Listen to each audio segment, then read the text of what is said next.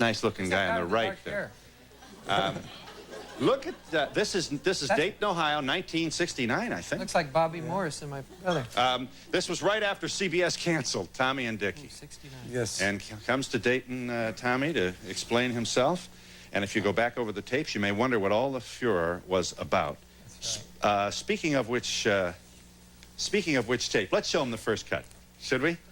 Here's just a sense of, well, who's not going to remember the Smothers Brothers Comedy Hour? This would be the late 60s, 67 to 69. Show them cut one here. I want to see that.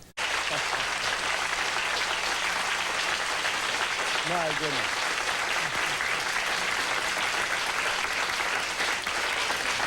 And yes, that was George Segal. You must be proud of that. That's very nice, strong stuff in the middle of this country being torn apart. You guys were really saying some important things on television and getting laughs, too. You feel good about it? Yeah. We made a stand, and it's nice when you see someone make a position stand and then drop out for 20 years. It gives a lot of... The Smothers Brothers did 8 shows. For 8 shows for CBS. You did. We just did 8 this past... We did actually 9 with 9. Yeah. And everything went well. You've been very well received, and you've delivered your tapes on time, and there's no agony with the network. They've turned around. They're the ones that are the progressive people. We went back to CBS, and the management all of a sudden in 20 short years is younger than we are. And they don't have the continuity departments. They have more competition with the cables, and so they can't make a tame network anymore. They want to get out there and be competitive with the other, like the HBOs and things like that. Yes, ma'am. You had a question? Whose hand did I see? Oh, yes. Well, rumor has it, I don't know if this is true or not, that the reason that the show went off the air was because of something you had said on the air. Is that, in fact, the reason why the show was taken off? And what was it that you said? Well, you can't believe rumors, or you believe the government. What happened was that... Subtlety's the next cousin to boredom. Okay. Yeah. First cousin. Okay. Are you talking about the old show? Yeah. It was not any specific thing I said. It was a whole lot of stuff. They used David Steinberg's sermonette as the cause of the show going off. But that's old. It's old news. It's 20 years ago. It is old news, and I suppose you probably get a little bit feel your teeth crack with these questions. Yeah. Let me share with this audience one more time a piece of the material that just one sketch from this old Smothers Brothers Comedy Hour. This is on censorship, and you will see someone with very dark hair in the middle of this. Watch this. Watch this. Here's a censorship sketch.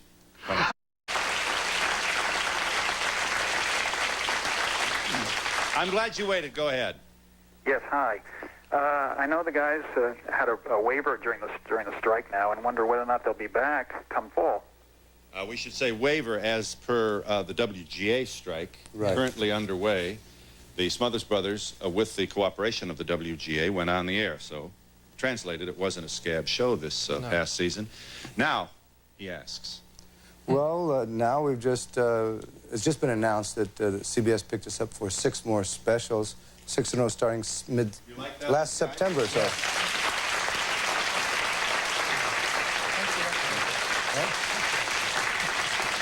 Yeah.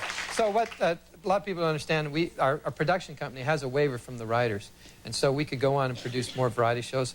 And CBS also signed us prior to the specials a 8-show commitment for a half hour, which we were going to develop during. So you remember how the Honeymooners was a small sketch in the Jackie Gleason show? Well, we wanted to have a small sketch in the middle of our variety series earlier in the year, but we didn't have our writers for a couple of weeks, and so we didn't have a chance to do that. But we want to develop a half hour along the way. So we're just going to do 6 shows. To give us a little more longevity, the hour form is just a killer.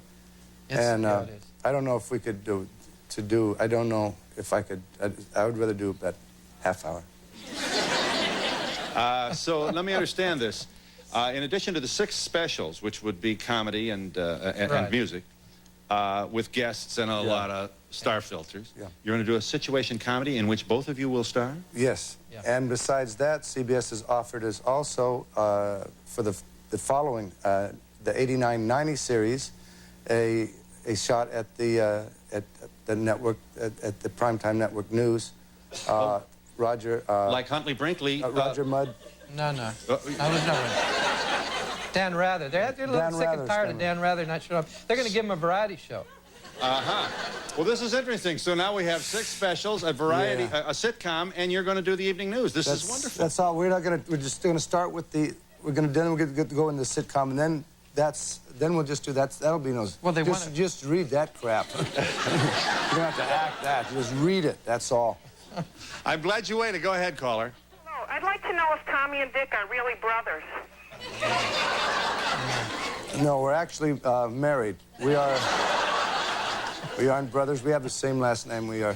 Yes, we are brothers, and we were born here in New York City, actually at Governor's Island, Fort Jay. Dad was a West Pointer, and that was an Army base in the late 30s. I don't know when it became Coast Guard, or National Guard. And so we're born in New York City, and Raised in the West Coast. Raised West Coast. Those of you who've seen the Smothers Brothers work on stage know certainly your musical abilities were apparent on television, but never as much so as when we see you live. I happen to have enjoyed that experience, and you are very, very talented musicians. Your mother must have made you practice. Never did. You did it all by all by ourselves. This was San Jose, Redondo Beach? We were always choir-oriented. We were in the choirs, like most performers who got into music were in choir and barbershop quartets, and I had a band. I played for the dances and stuff like that. And it was the era of the quartets, the great quartets, the 4 freshmen and the 4 aces, and we sang those kind of songs for school assemblies and things like that, and it just sort of grew. And we were really fortunate to be at our age and in college during the folk era and the Kingston Trio. Without the Kingston Trio, I think a lot of things would not have happened in the business. And so the folk songs were easy to learn, so we got into that. You may be the first person to drag out a bass fiddle for a comedy routine. I mean, that had to be at the Purple Onion. You certainly got their attention. And it obviously works. Well, it's a wonderful instrument, too. And you don't see it as often now as you used to, but the stand-up bass was a wonderful instrument. It's still aesthetically beautiful and makes a nice sound, and some great musicians use it still. And in the symphonies, we work with the symphony orchestras. Dickie has 8 to 10 basses behind him, all playing the same. We just did the Boston Pops. I think it was on a few days ago, or maybe tonight here in New York. Sunshine. Was it just recently? And that was a goal of ours. And we had arrangements for 100 musicians of all of our folk songs and and it's a real thrill. Are you there, caller? Go ahead. As today, as our local version of the National Enquirer, the New York Post reports in today's paper, you, because the times are less political, are going to become less political or be less political in your approach to entertainment yourselves. Given the myriad problems that we have in Washington with the vis-a-vis the corruption in the Pentagon, the Defense Department generally, Why would they miss this what is going on in Central America and elsewhere, I certainly hope that you do not become less political. Let them make their point. Well, you read the article. You did. My brother didn't read the article. Yes, I did. You did the interview. I did the interview. That wasn't me talking. Yeah, well... Well, the gist of what I did say is in the political times, like the 60s, you would have been really out of step if you didn't involve yourself in what was happening. We felt our show should reflect society as it was, and we believed in our points of view. We still do believe in the same thing that we did then. You're not finding a lot of political comedians or people heavily political successful now. Mark Russell is about the best around, and it's really hard. Yes, so hard to get an audience. It's so depressing to see this stuff, and I think it's something else. I don't think the people care. That's right. It seems to be that way. That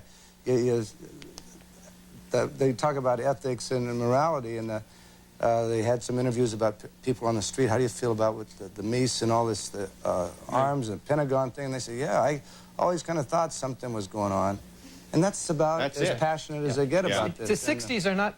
You know, like Gallagher says, the 60s or the 80s are the 60s all over again, except that you can't become a virgin in your mind again, because we already know these things are happening.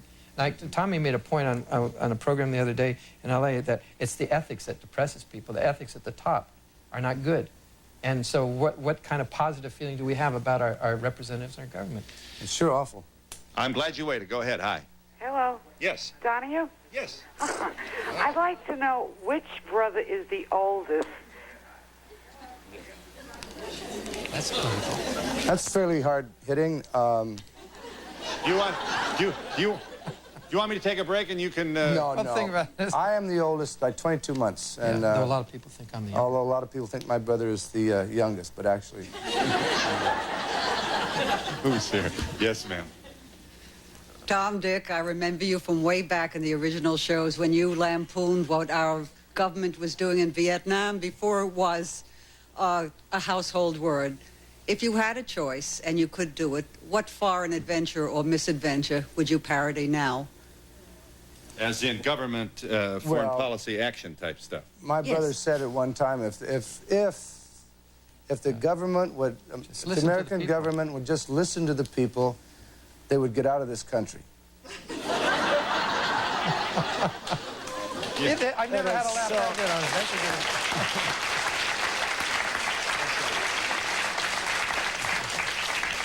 Do you find it as ironic as I do that the very same network that booted you out for the politics just a few years later had Carol O'Connor and Norman Lear and all the people on All in the Family getting big ratings and making a lot of ink for their daring nature? You know, every step of revelation or of sharing information and moving people happens, and sometimes you step on a real nerve, and some people are kind of assassinated along the way, and other people aren't. It doesn't demean what Carol O'Connor in that show was. It was progressive in a sense, Yeah. but you can't, because someone Well- didn't get hurt doesn't mean it wasn't a valuable. Yeah, well, but I think I I just don't wish it think had been he's someone making else. the point that we're back with them again. I think but it's he's making the terrific. point that they were in many ways more outrageous Oh, by than far. what you lost your job. But here's the difference on that is when the Smothers Brothers or anybody hosting a variety show does a skit or anything else that's say Tom and Dick making a statement on their political views. When Carol O'Connor did something, it was Archie Bunker. It was a different cartoon character inside and it's of it. fantasy. It's not reality. But whenever we so it's did a it, they different said they level. knew it was us. We couldn't hide. Yeah. We had no way. Like Phil, But it's great to be back with CBS, and they since we left them 20 years ago, they've really dropped in the ratings.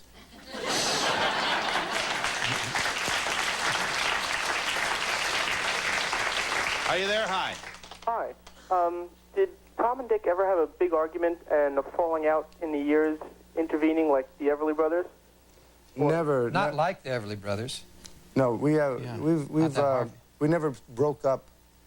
We never had a fight that say didn't like each other. We just got tired of doing our act and went out and did some theater. Oh, we would fire each other, or quit on each other once in a while. And we still show up for the show, you know, that kind of thing. But our relationship is we're in our 30th year, going in our 30th year, working together, and it's like an old marriage. And you know, an old marriage is a lot of fighting and no sex. But you wouldn't trade it for anything. This is your loyalty is exemplary in an age of bickering, ego, vulnerability, insecurity. The book on Tommy after the cancellation by CBS was Firing. For fired. Firing. Excuse me for interrupting, More but it was a important. fire. See, canceling is a normal death. Firing Yes, is a murder. Yes, it is. That's a very important distinction. You were down for a couple of years, were you? I mean, yeah. this really rattled your brains a little. I think definitely it did. I wasn't funny for about 3 years. I think 2 times on your show, for sure. I was there. And then you went and did the show, and then you got the act, and you were tired of the act, and then you both have done Broadway, you've done dinner theater, and now you're back knocking them out at all the big places, Vegas, Well, Atlantic it's City. so neat to not change our style. What we do is classically unique as a comedy team in the old form. And we just kept doing it. We worked on 150 people, 200 people, little tiny rooms 6 years ago. We just kept working and working. And when you're mediocre, you're always at your best.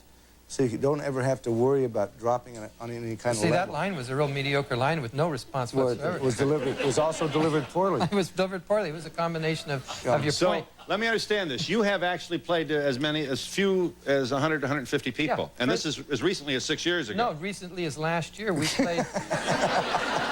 But this was up by a choice. It's called Blues Alley, and it's the Oh, wow. finest jazz club in the nation. It's in Washington, D.C., and it was the same size as the Purple Onion, the club that gave us our Yeah. birth in San Francisco. So we wanted to try that intimate relationship. And it worked, I bet. Yeah. Yeah. And what we've done, though, we didn't drop out for 20 years. We were always working in our root business, which is nightclubs. always nightclubs and Vegas and things. So we're performing. We're a vaudeville act. And we're performing in Cheyenne and Billings. And I tell you what, when you're not hot on the coast, you still have these fans, these people who remember you so warmly in their hearts, and they turn out, and you feel like you're still on the top. You've played Billings, Montana. Just last year, and it was the greatest little theater, and it was one of the hottest shows we've ever had. Billings and the Cheyenne people are wonderful. And Casper, you name the places. And that, now, do you sit down and say, and then when you're shaping the act and you're talking about material, what will work, what do you want to keep, what is old, what won't work, how old is the audience, if they bring their kids, how will they know? Our act, our performance, Dickie and I are just two people. We don't change it, it just changes by the evolution of our lives together. And if you're your own writers. We're own writers, and we make it up as we go along. Yeah. George Burns, though, Phil, gave Tommy the greatest insight. And do you remember that story? I don't have no There's no memory. That's okay.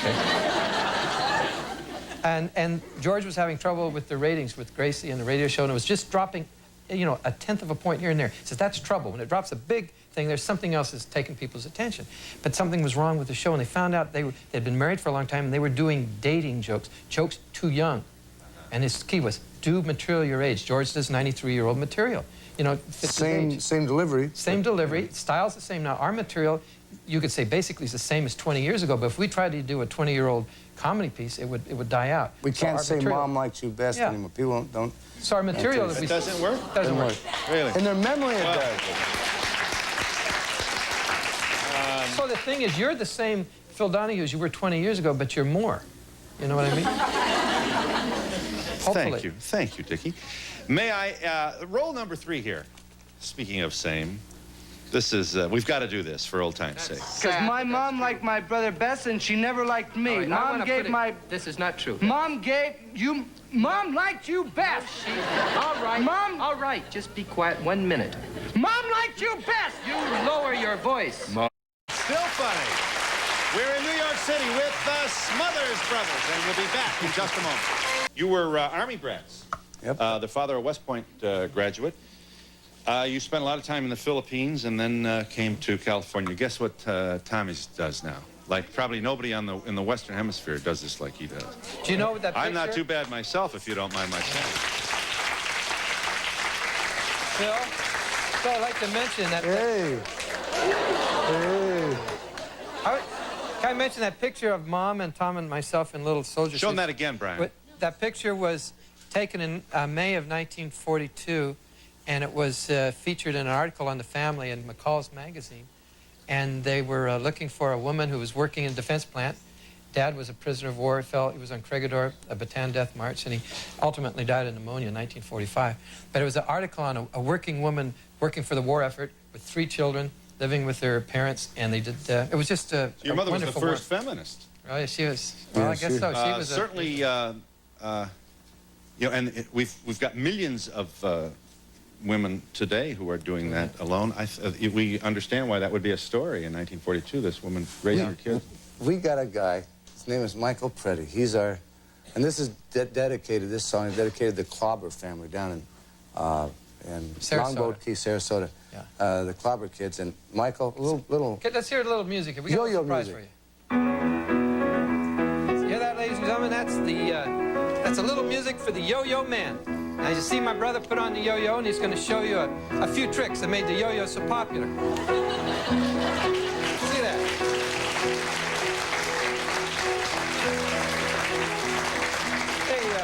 That's right. There's a philosophy of life of which the yo-yo is the center, and it goes like this. Let's see you do a little bit around the world. You want to get me groove yet? Oh, get in a groove then. Okay. I might add, as soon as the yo-yo man's in the groove, he's not allowed to talk because he doesn't need speech. His at oneness with the cosmos and the universe is quite enough. Okay, let's see a yo-yo man. Let's see you do around the world. Now, around the world illustrates the basic philosophy of yo. See, we're born in the center. We go out and live a rich and full life. Into that life, we come right back to the cosmic center. Hey, yo-yo man, do around the world backwards. It's by far more difficult backwards because of the direction of the kinetic energy fights the counter-rotation. You know, wait a minute, that's not what I had in mind. Yo-yo man, it's not quite... Look at that, what a devil. He was creating a new trick. All right.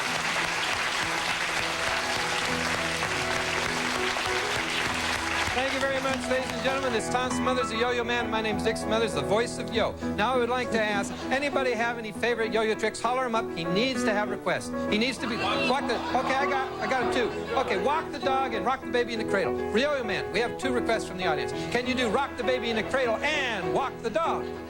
He says yes, he can. Say yes again, Yo-Yo Man. When he goes like that, you know he's got it. He's got a handle on it. Okay, Yo-Yo Man, let's see you start off with rock that baby in the cradle. You gotta spin it down, keep spinning all around. Okay, he's pumping Yo. He's getting ready. He's gonna build the cradle. There he goes. He's rocking the baby back and forth. Let's spank the baby. Back up to the palm of the hand. All right. He is the Yo-Yo Man. Walk the dog, Yo-Yo Man. Okay, the Yo-Yo Man's gonna walk that dog. Look at that. Take it for a walk. Look at that doggy walk. Hey, bring it back over there, Yo-Yo Man. A little more. Put it back in the kennel. Hey, that's a big dog. You ready for some tough tricks, Yo-Yo Man? He says yes, he is. All right. Let's see you do shoot the moon. Shoot the moon. It's gonna go way high, so you gotta make the camera get real big. Shoot the moon. All you have to do is be in a state of Yo, and flip the finger and the wrist and snap it around and whoa, whoa. Come on, Yo-Yo. Watch out. Come on. Uh-oh. Yo-Yo Man. Hey, Yo-Yo Man. Put it down.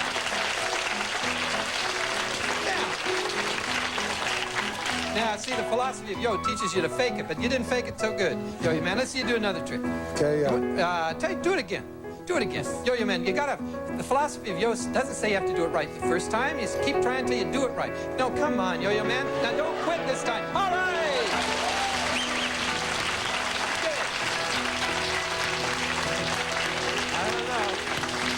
I don't know. You seem to be losing your Yo a little bit. It looked like more like 2 tricks to me. Looks like you started off with shoot the moon, finished up with save your ass. But I'll tell you what, that's a good trick to learn. Am I right? Yeah, yes, he's right. Okay, let's see you do the man on the flying trapeze. The man on the flying trapeze starts off a little bit like around the world, around and over the finger and down. Ooh, he almost got it. Watch this. It's spectacular when he gets it right. This is not a mini-series, Yo-Yo Man. Look at that. Come on, get in the groove, Yo-Yo Man. Start up again. That's right. Sometimes he loses it a little bit. Don't force it. Let it happen. Let it happen today of all days. Look at that, Yo-Yo Man. Relax. Guy, look at that. He did it.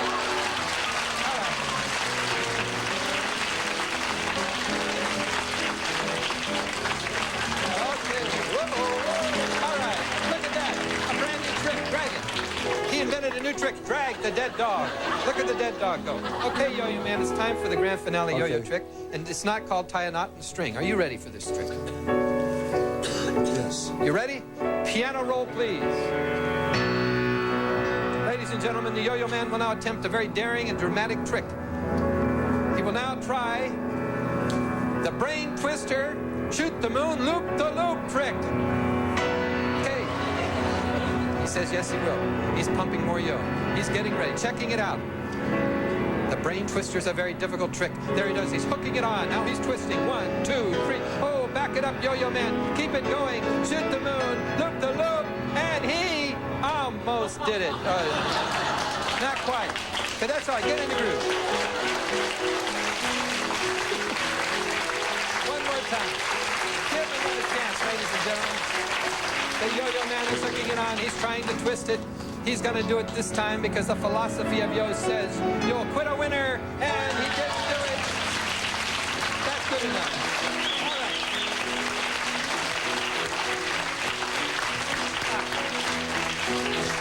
The Eiffel Tower.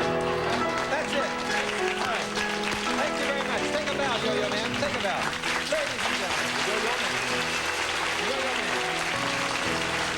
Smothers and the Yo-Yo Man will be back in just a moment.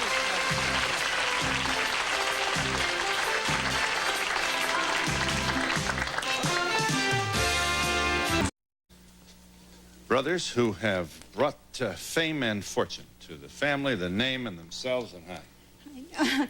I was just wondering, are you both married and do you have children? Oh, that's what I wanted to ask. That's what I was going to ask. Yeah, well, I'm married. I just I I'll be married 2 years, September 19th, and to Lorraine, former Lorraine Martin from Middleburg, Virginia, or McLean, Virginia, and we have a little girl who's just 13 months older named Sarah. And so I'm starting all over again, and I've got older kids, but you know when they leave the house, there's not much to do. So I thought I'd start all over again. Tommy, how about you? I've been single. I'm a single parent. I've been single for quite a while. My son's 23 years old. He's at the state penitentiary. Tommy is a lonely legend. Yes. You mentioned that there's another sibling. Is it another Smother brother? We have a sister, Sherry. It's Tom, Dick, and our sister, Sherry, who's... Wait, we have two. And another sister younger than that, named Michelle. Michelle's So in her there's early 4 of us. 30s, and she feels very sad because she seems to get left out. Tommy was a senior in high school when Mom had Michelle, so, you know, when they're that far apart, they're almost like a cousin. But we love her very much. We have 2 sisters. I felt you may remember the Smothers brothers introduced their mother, who happened to be in the audience. How's that for a sign of love? I mean, here's a mom coming to watch her boys work. How proud she was of you. Roll this tape. I want to show you this. This is. Oh, where's our mother is here tonight. Where's my mother? Where's she sitting? Stand up, Mother. Stand up. Here's my mother. Smothers Brothers' mother. Can you get a shot of it? Stand up. Stand up.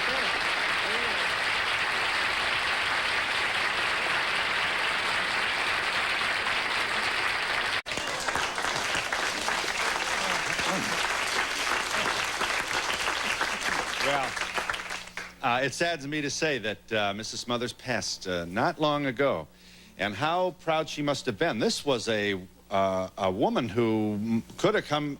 She was much too young, of course, but she was the kind of woman who could have made her way west in the covered wagon. She came from Japan with her kids and no husband. Is that right? Came from the Philippines. Yes, in May of '41, they took out all the dependents, and she was pregnant at the time with Sherry, and it was an unair-conditioned troop ship. They put all these ladies on with toddlers running around, diapers, and all that kind of stuff. I don't know how they did it. We didn't even. They had to put us in harnesses. Tommy kept leaning out the porthole. Do you get gun-shy coming back to TV now, afraid something may happen again and you'll be canceled again? There's always a chance of being canceled. Like we say, we don't mind being canceled. It's being fired. But even that, we don't want to. We feel strong about representing some kind of good thoughts, make people feel good, to know there's a lot of things going on. That every time you say something really obvious, it kind of supports all the things we all feel about. I'm not very articulate. That's the worst problem about having a platform, not being smart. I just thought it was great that in addition to talking about all the political issues and the reasons you were fired, that you brought out the silliness. There was one song that you had done, Mild Man. Yes. Same as Mild Man. One of the greatest. Well, thank you. Wonderful. It was sort of silly. Our mother and sister didn't like us singing My Old Man because it's two boys bragging about their fathers. And it sounded like we had 2 different fathers. And my mom was worried about people thinking she had 2 different fathers. And also protecting father's honor as well. That's right. Yes, ma'am. Your rapport with each other is so wonderful. I was wondering, I kind of imagine you sitting around and just starting these bits as you converse with each other. Do your things evolve like that? Most of the things come off the top of our head, but we work together so much, and we are so opposite. We are absolutely opposites. Everything he likes, I don't like, and most of the things vice versa. And I think that's the reason we love each other. We worked. If we had a choice, we wouldn't have chosen each other. You think? Well, that's true, but think of 2 identical twins. If we were identical twins, we'd be too much alike each other to really have the conflict and the tension that we create. You used to race cars. You don't anymore. I raced cars for quite a bit. Yeah, I love that. Paul Newman used to follow me around and see me at races, and I think he figured out if someone as mediocre as Dick Smothers could be great. And I was a good driver. I was really hot. I loved it. I loved it. But Paul is a man of excellence in every area, and he's a better driver. Did you give the winery? Tell me what. Yeah, I started the winery when Tommy left me. He left me when we quit one time in 1976, and when a straight man does not have a comedian to work with, he's an announcer. And I wasn't even a good announcer, but I lived in Santa Cruz, and I had a little mountain place, and I had a vineyard. And so I got together some people, started the winery in 1976, instantly by luck and serendipity, won the Grand Sweepstakes LA County Fair with a late harvest Gewürztraminer the first year, put the winery on the map, and I did it for 11 years. And then when I married Lorraine, moved east. I live in Middleburg, Virginia now. Tommy lives in the vineyard, so I said, okay, you take the next decade at it. And Tommy is doing really great with the winery. You never, excuse me. Oh, he's cut the production from 50,000 to 4,000 cases. He's handling everything fine. Over here.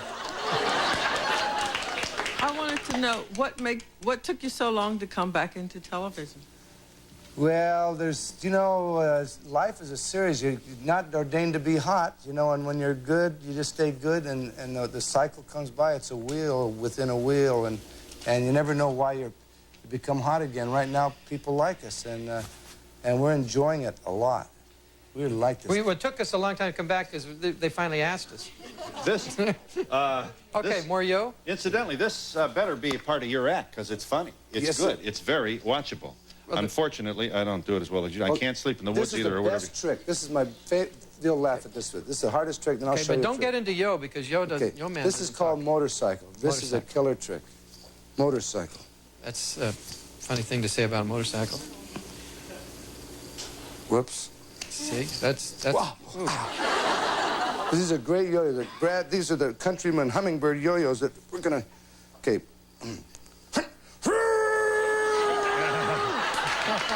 Very good trick. Listen.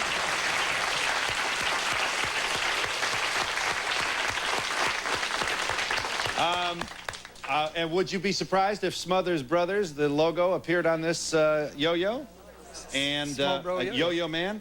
Listen, this is, you are marketeers. You have my admiration. This is a good idea. This is a wooden yo-yo. It's not a plastic gimmick, yo-yo. This is a doesn't light up in the solid, dark. doesn't light up. It's just a very well-balanced yo-yo. Look, if I can do it, it must be a good product. And I don't get a piece of this at all. But you're well balanced yourself. But that's the truth. But now, this is Kmart, and this is, you open wide. So in September, it'll be on Kmart and Toys R Us. It's not our yo-yo. It's just our name on it. We license it to the Hummingbird Countryman yo-yo people. But it's a wooden yo-yo. It's real. It's organic. It's like the old ones when you were just a kid. You know, everybody thinks of the Duncan Yo-Yo Man. And what? Do a trick? I can't do a trick. Come on, Tommy, see. I can't. So do the loop-the-loop, you know, when it comes out. And or try Around the World. It might sleep with Around the World. Good. Hey, all righty. We're in New York City with the Smothers Brothers, and we'll be back in just a moment. Just grab. That's good. I know you'll be honest, and you'll only take one. Sir. A few comments to the Smothers Brothers. While they were out doing their thing on TV, I was out in the streets protesting and rallying, so I didn't get a chance to see you then. But I think all the fathers in America want to thank you for the good, clean-cut American humor that you have given the American people throughout the years.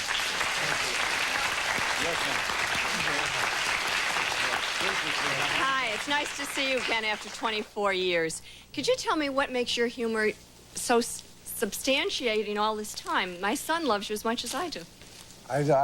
Maybe it's because it's not very complicated.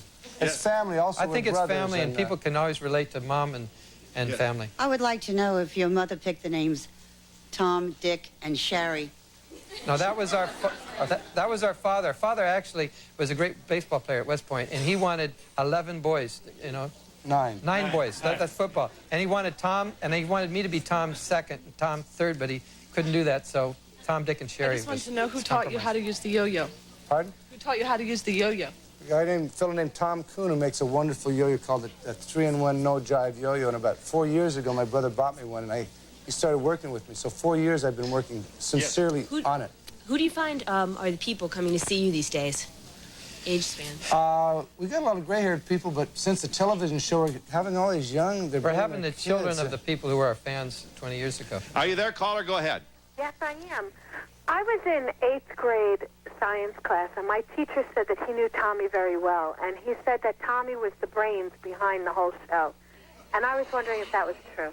Well, I was a brain surgeon. The brain, you were the... He was the more... the brighter of the two? Yes, exactly. I don't think he's mixing us up. Yeah. I'm more as far as the act's concerned, I'm more involved in the act. Tommy's at show business 24 hours a day, and I like my family and fun, and so I show up and I contribute, but Tommy is the driving force behind the act, definitely. Thanks for waiting. Hi. Hello? Sir. Tom, Dick? Yeah. A couple of years ago, I interviewed you guys on the subject of vintage television shows, and I had asked Dick about re-syndicating the series. Yeah? Yeah. And Dick thought it would be too dated, like the way Laugh-In had gone over when that was re-syndicated. And I had just previously seen some tapes of the show at CBS's museum, and they still hold up. Do you feel that your reputation today would be hurt if the show did not go over, say, a historical document of the times? I think it'll go over as a historical document, but not in the I wouldn't think in the marketplace of fresh shows it would hold up. I wouldn't. Yeah. Yeah, I'm a Phi Sig at Ferris State University. Hey, I was wondering if you were a Phi Sig. Phi Sig at San Jose State. Yeah. All right. When did you discover you had a talent for comedy? When I started failing classes, I realized that I was talented. Yes. If you had known 20 years ago that you were going to be fired, did you feel politically strong enough about your position to continue the comedy? Absolutely. Yes. Still feel it the same way. Yes, sir. If they were going to expand the act to 3 people, who would the third person be? The third person, professionally, if the third person was Bobby Blackmore. Yeah, but if we expand it, who would it be? Who it would? Hypothetically. Yeah. Who would it be? Oh, God. Third person. I don't know. I no room for anybody except Dickie and I. And we'll be back in just a moment. Yeah, you got it. You got it. If you join us late, you'll be pleased to know that Tommy and Dickie will star in 6 specials for CBS this coming season. Also in work is a situation comedy. Your boat. And they're going to do the evening news, too. Why not? I know you join me in thanking Tommy and Dickie for a